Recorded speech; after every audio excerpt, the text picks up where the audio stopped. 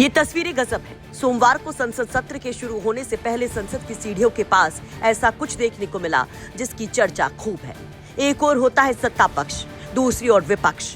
दोनों ओर से नारेबाजी हो रही होती है। इस बीच होती है शिक्षा मंत्री पद से इस्तीफा दिए धर्मेंद्र प्रधान की ग्रैंड एंट्री। एनडीए के सांसद प्रधान का स्वागत करते हैं। उनकी अगवानी के लिए मानो पहले से ही घेरा बनाकर खड़े होते हैं। प्रधान के कार से उतरते ही प्रधान जिंदाबाद के नारे लगते हैं। मकर द्वार पर उनका जोरदार स्वागत करते हुए उन्हें पहनाई जाती है पगड़ी, उड़ाई जाती है शॉल, मानो कोई योद्धा बहुत बड़ी जंग जीत कर आया हो। प्रधान मुस्कुरा रहे होते हैं, हाथ जोड़कर सबका अभिवादन स्वीकार कर रहे होते हैं। हालांकि मीडिया के सामने कुछ नहीं कहते हैं। मीडिया वाले बस पुकारते रह जाते हैं।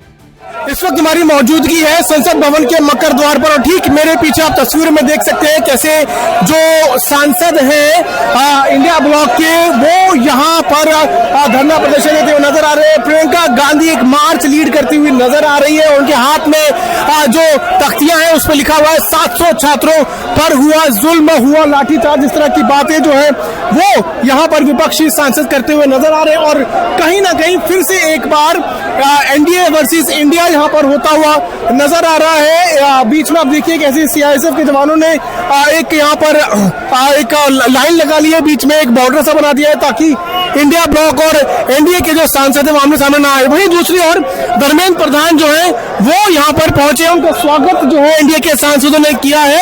आप देखिए धर्मेंद्र प्रधान जो है वो संसद भवन पहुंचे हैं तो उनका स्वागत यहाँ पे जो एनडीए के सांसद थे उन्होंने किया और धर्मेंद्र प्रधान ने कुछ दिन सैटरडे को इस्तीफा दिया था एजुकेशन मिनिस्टर के पद से, लेकिन आज जब वो यहाँ पहुंचे हैं तो उनका स्वागत जो है वो सभी एनडीए के सांसदों ने किया और जैसे ही धर्मेंद्र प्रधान का स्वागत हुआ वैसे ही इंडिया ब्लॉक के जो सांसद हैं वो यहाँ पर धरना प्रदर्शन करने के लिए पहुंच गए और हाथ में तख्तियां लेके इस वक्त इंडिया ब्लॉक के सांसद यहाँ पर खड़े हैं। देखिए कैसे पप्पू यादव जो है उनके हाथ में तख्तियां हैं, इस पर लिखा हुआ है 700 छात्र छात्राओं पर हुए लाठीचार्ज, गोलीबारी और अत्याचार की निष्पक्ष न्यायिक जांच हो। आपको बता दें कि जंतर मंतर पर प्रधान के इस्तीफे की मांग को लेकर करीब 37 दिन तक आंदोलन चला, प्रदर्शन किए गए। विपक्ष भी लगातार संसद की कार्यवाही को चलने नहीं देता। मांग सिर्फ एक होती है, शिक्षा मंत्री धर्मेंद्र प्रधान का इस्तीफा। नीट पेपर लीक को लेकर मानो सबके निशाने पर थे धर्मेंद्र प्रधान। इन सब के बीच में शनिवार को बड़ी खबर आती है कि ये नैतिकता के आधार पर देश के खातिर, युवाओं के खातिर खुद इस्तीफा दे रहे हैं धर्मेंद्र प्रधान। 2 पन्ने की चिट्ठी वो सोशल मीडिया पर शेयर कर खुद इसकी जानकारी देते हैं। इसके बाद तो मानो एक अलग तरह की पॉलिटिक्स की बात कही जाने लगती है और कहा जा रहा है कि दरअसल आज की तस्वीरें भी उसी संदेश के नजरिए से देखी जानी चाहिए। दरअसल यहाँ पर सत्ता पक्ष ये मैसेज देने की कोशिश कर रहा है कि धर्मेंद्र प्रधान का इस्तीफा उनकी कोई मजबूरी नहीं बल्कि अंतरात्मा की आवाज थी जो उन्होंने छात्रों और देश के हित में ध्यान रखकर खुद से दिया। उनके इस फैसले के साथ पूरी सरकार और संगठन उनके साथ मजबूती के साथ खड़ी है। संदेश देने की कोशिश किया जा रहा है कि विपक्ष के किसी दबाव में सरकार नहीं आई है, ये किसी असंतोष का परिणाम नहीं है, ये किसी विपक्ष की जीत नहीं है। आपको बता दें कि जब धर्मेंद्र प्रधान ने शिक्षा मंत्री के तौर पर इस्तीफा दिया था तब गृह मंत्री अमित शाह, पीयूष गोयल, जेपी नड्डा, जितेंद्र सिंह, निर्मला सीतारमण, दिल्ली की CM Rekha Gupta, UP CM Yogi Adityanath सब उनके बारे में अच्छा लिखते हैं, उन्हें शुक्रिया कहते हैं, उनके कार्यकाल के तमाम बड़े माइलस्टोन्स को गिनाते हैं। बीजेपी के नेताओं ने धर्मेंद्र प्रधान के इस्तीफे को दुर्भाग्यपूर्ण भी बताया था। दरअसल धर्मेंद्र प्रधान ने युवाओं के नाम लिखे खत में स्पष्ट तौर पर कहा था कि छात्रों के धरना प्रदर्शन का राष्ट्र विरोधी ताकतें कोई फायदा न उठाएं, इसलिए उन्होंने इस्तीफा देने का फैसला लिया।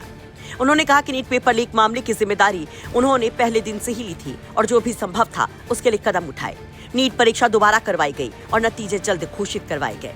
एक तरफ यहाँ पर सत्ता पक्ष इसको इस तरह से प्रेजेंट करने की कोशिश कर रही है, वही विपक्ष इसे अपनी जीत बताती है।